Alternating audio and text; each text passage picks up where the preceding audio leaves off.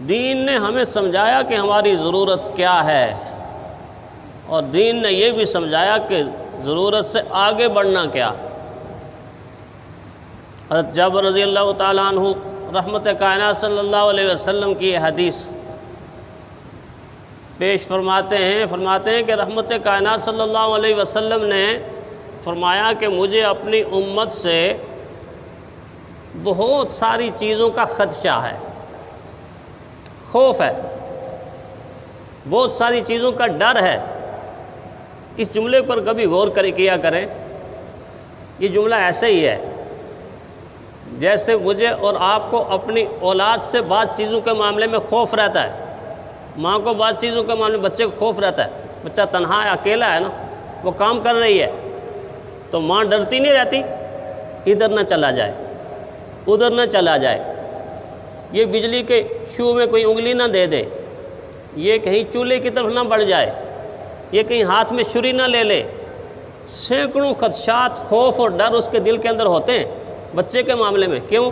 بچہ اس کو پیارا لگتا ہے، بیٹی اس کو پیاری لگتی ہے، اولاد اس کو پیاری لگتی ہے۔ اللہ کا محبوب، دونوں جہان کے سردار جب ایسی باتیں فرماتے ہیں تو اس سے اندازہ ہوتا ہے کہ امت ان کو پیاری کتنی لگتی ہے، امت سے حضور صلی اللہ علیہ وسلم کو محبت کتنی۔ مجھے اس چیز سے ڈر لگتا ہے، مجھے اس چیز سے ڈر لگتا ہے، مجھے اس چیز سے خوف آتا ہے اپنی امت کے بارے میں، ادھر چلی جائے گی، ادھر چلی جائے گی، یہاں چلی جائے گی، ایسے اعمال کرے گی۔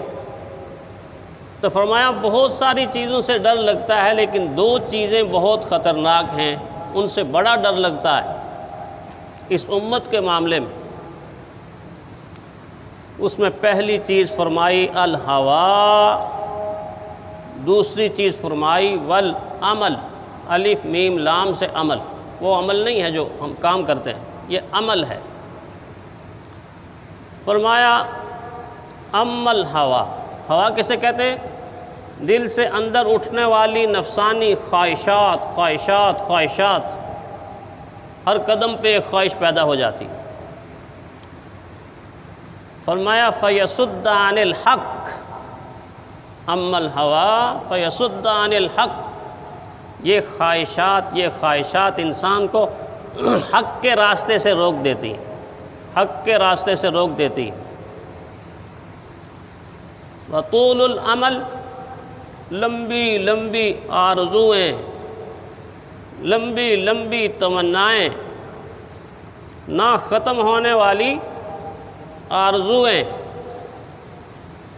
مختصر زندگی مگر لمبی آرزو، مختصر زندگی لمبی تمنا، مختصر زندگی لمبے لمبے پروگرام اور پلاننگ اور منصوبے، جن کے بارے میں کسی نے کہا نا آگاہ اپنی موت سے کوئی بشر نہیں، سامان 100 برس کا، پل کی خبر نہیں، پل کی خبر نہیں۔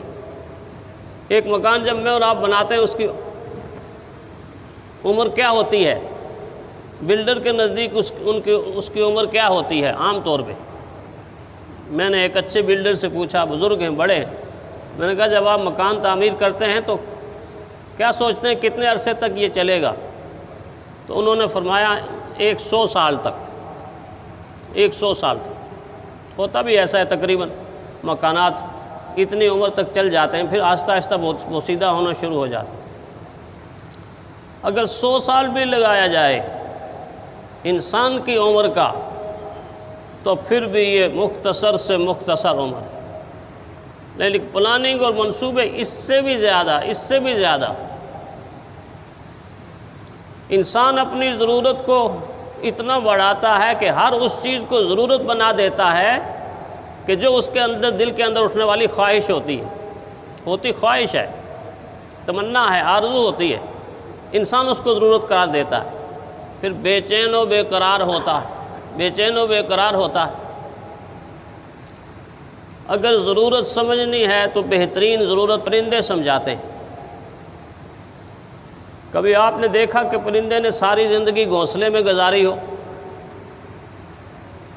پرندہ ایک خاص موسم میں اور خاص وقت کے اندر آپ کی آنکھوں کے سامنے تنکے چن چن کے اور بڑا پرندہ تھوڑی سی بڑی ٹہنیاں لکڑیاں چن چن کے درخت کے اوپر گھونسلہ بنانا شروع کرتا ہے۔ آپ کی آنکھوں کے سامنے گھونسلہ بنتا ہے، بناتا ہے، پھر اس میں انڈے آتے ہیں، پھر بچے نکلتے ہیں، پھر میرے اور آپ کے سامنے رزق لے لے کے بچوں کی چونچ میں دیتا ہے، اور جب بچے تھوڑے سے بڑے ہو جاتے ہیں اس کو محسوس ہوتا ہے اب یہ اڑنے کے قابل ہو گئے، اب یہ اڑنے کے قابل ہو گئے۔ اب وہ کسی ایک نہ ایک دن جب وہ کنارے پہ بیٹھا ہوتا ہے تو پرندہ جان بوجھ کے اس کو نیچے گراتا ہے۔ جب وہ نیچے گرتا ہے تو اس کو فضا محسوس ہوتی ہے کہ یہ تو فضا ہے، اب میں گروں گا، اب وہ پر ہلانا شروع کرتا ہے۔ جب پر ہلانا شروع کرتا ہے تو اللہ اس کو اڑنا سکھا دیتے ہیں۔ اب چند دن کے اندر اس کے بچے بھی اس گھونسلے سے بے نیاز اور خود بھی اس گھونسلے سے بے نیاز ہو جاتا ہے۔ اپنے ہی بنائے ہوئے گھر کو اب وہ استعمال نہیں کرتا، کیوں؟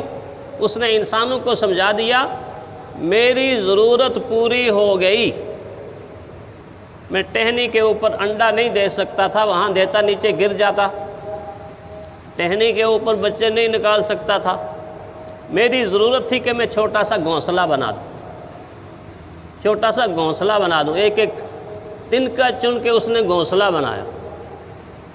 اب اس گھونسلے سے جب اس کی ضرورت پوری ہو گئی تو اب اس کی طرف ہٹ کے بھی نہیں دیکھتا، وہ پرانا ہو جاتا ہے، وہ ایسے ہی بوسیدہ ہو جاتا ہے۔ انسان کو پرندہ سمجھاتا ہے کہ ضرورت بہت تھوڑی ہوتی ہے، ہاں حرص و ہوس کی کوئی حد نہیں، حرص و ہوس کی کوئی حد نہیں، مال جتنا بھی ملے ہوتا نہیں یہ مطمئن، اپنی محرومی کے سوتے جاگتے کرتا ہے شور، سوتے جاگتے کرتا ہے شور، کچھ بھی کر لو چشم دنیا دار رہتی ہے حریص، یا قناعت اس کو پر کرتی ہے یا پھر خاک گور، اس کے علاوہ اس کا پیٹ نہیں بڑھتا۔ اللہ کے نیک بندوں نے زندگی میں کفایت شعاری اس لیے سکھائی کہ دین نے یہ صفت اعلیٰ ترین صفت رکھی ہوئی، اس سے انسان کی زندگی کے اندر جو سکون اور اطمینان اور خوشحالی آتی ہے وہ انسان تصور بھی نہیں کر سکتا۔ اور فضول خرچی سے بچنے کا بہترین راستہ، بزرگوں نے چھوٹے چھوٹے معاملات میں کفایت شعاری کا عمل کر کے مجھے اور آپ کو درس دیا۔ کشمیر کے ایک بہت بڑے عالم مولانا خلیل احمد رحمۃ اللہ علیہ، اللہ نے ان کو بڑا علم دے دیا، بے پناہ علم سے نوازا تھا، بے پناہ علم سے نوازا تھا۔ اپنے خادم کو ایک مرتبہ کہا کہ یہ جو تم ماچس کی تیلی جلاتے ہو، جلا کر دیا جلاتے ہو، لالٹین جلاتے ہو، یا وہاں چونکہ گیس نہیں ہوتا اور لکڑیوں کو آگ لگا کے کھانا پکاتے ہو، سبزی پکاتے ہو، تو جب تم تیلی کو جلا کے ایسے دیے کو جلاؤ نا، لالٹین کو جلاؤ، تو فوراً ایسے بجھا کے بچی ہوئی تیلی کو یہ ایک گتے کا ڈبہ ہے اس میں ڈال دو۔ وہ حیران ہوا کہ یہ کیا مذاق ہے کہ بچی ہوئی تیلی کو گتے کے ڈبے میں ڈال دو۔ اس نے کہا چلو ٹھیک ہے، حضرت کا حکم ہے۔ تو وہ جب تیلی جلاتا ہے ایسے آگ لگا کے یوں بجھا کے گتے کے ڈبے میں ڈال دیتا۔ ٹھیک 3-4 مہینوں کے بعد بزرگوں نے فرمایا کہ آپ نے کہوا نہیں بنانا، کہوا بنائے نا ذرا۔ لوگ آئے ہوتے تھے، ان کو کہوا پلاتے تھے، چائے پلاتے تھے، خود بھی پیتے تھے۔